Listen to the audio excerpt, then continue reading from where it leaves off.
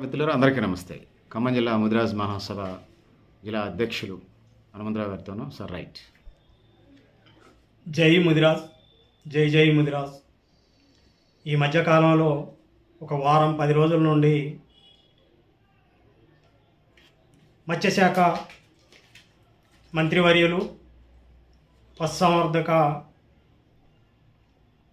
మంత్రివర్యులు మన ఖమ్మం జిల్లా ఇన్ఛార్జి అయినటువంటి వాకిటి శ్రీహరి గారి మీద వస్తున్న అనుచిత వ్యాఖ్యలపై కోయిడా ఫిషరీస్ మార్కెట్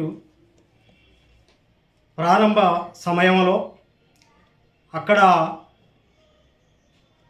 మీటింగు ఏర్పాటు చేసిన దాంట్లో అక్కడున్న ప్రోటోకాల్ ప్రకారం మంత్రి గారు ఆయన సొంత ఎజెండానా అక్కడ పార్టీ చెప్పిన దాంట్లోన ఆ పార్టీ నిర్ణయాల ప్రకారం వాళ్ళు తీసుకున్న ఎజెండాలో మన తోటి కులస్తులైన బెస్తలకి అక్కడ ప్రాధాన్యత ఇవ్వలేదని వారు చేస్తున్న అనుచిత వ్యాఖ్యలు మంత్రి గారి మీదనే అటాక్ చేసి మంత్రి గారిని ఒక్కళ్ళనే బాధ్యులను చేస్తూ మాట్లాడటం అనేది చాలా బాధాకరమైన విషయం.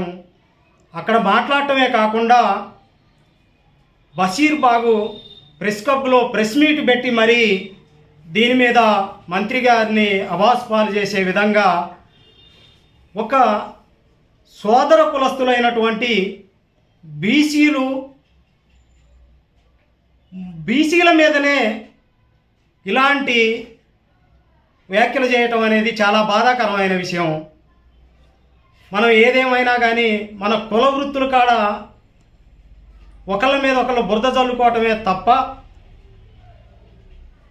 ఇది మన భవిష్యత్ తరాలకి ఉపయోగపడే విధంగా ఏ ఒక్క కులస్తుడు, ఒక బీసీ కులస్తుడు ఆలోచించే విధంగా లేదని మా యొక్క బాధ.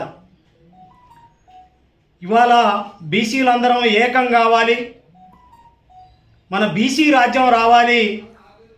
0.6% ఉన్న కులస్తులు ఇవాళ రాష్ట్రాన్ని, దేశాన్ని వెళ్తుంటే మనం 95% ఉన్న బీసీ, ఎస్సీ, ఎస్టీ మైనార్టీలు అంతా కలిసి ఎక్కడున్నాం?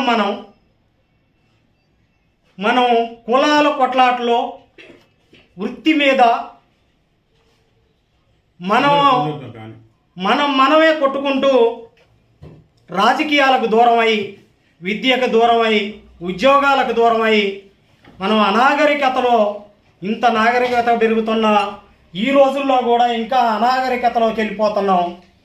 ఆ యొక్క దూరదృష్టిని ఆలోచించుకొని మన సోదర కులస్తులైన బెస్తవాళ్ళు ఇంకా ఇలాంటి అనుచిత వ్యాఖ్యల్ని మానుకొని కొద్దిగా రియలైజ్ అయ్యి ఈ కుల వృత్తి ఏ ఒక్క కులానిది, బెస్తలదేనా, ముదిరాజులదేనా, దీంట్లో ఇంకా 27 కులాలని ఫిషరీస్ వేటకు ఉపయోగపడే కులాలని చెప్పి దీంట్లో ప్రభుత్వమే నిర్ణయించింది. దాంట్లో బీసీల్లో అత్యధికమైనటువంటి ముదిరాజులకి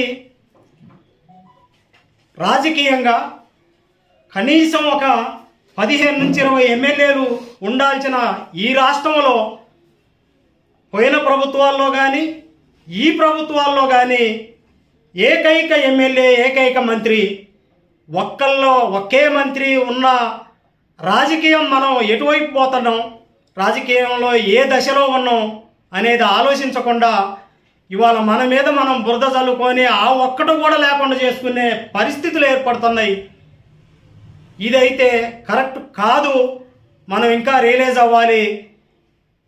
బంధువులారా, మీ మీద మాకు ఎటువంటి బాధ లేదు, ఎటువంటి ద్వేషం లేదు, మీ మీద ఎటువంటి కసి లేదు.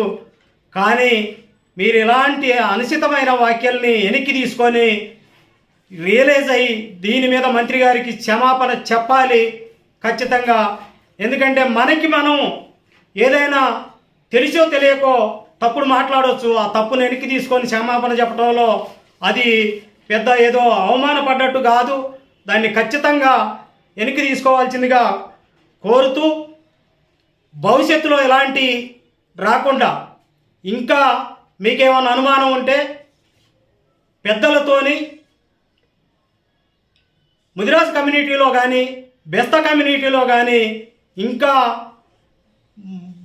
ముందు తరం వాళ్ళు మనకన్నా ముందు ఉన్న వాళ్ళు ఏ విధమైన విధానాన్ని అవలంబించుకొని కలిసిమెలిసి చెరువులలో సొసైటీలలో ఏ విధంగా అయితే ఉన్నారో అదే విధానాన్ని కొనసాగించాలని మళ్ళీ ఇంకొకసారి ఇలాంటి పునరావృతం కాకుండా చూసుకోవాలని కోరుకుంటూ ఎప్పుడైనా మన బీసీలు రాజకీయాన్ని దృష్టిలో పెట్టుకొని బతకాలి.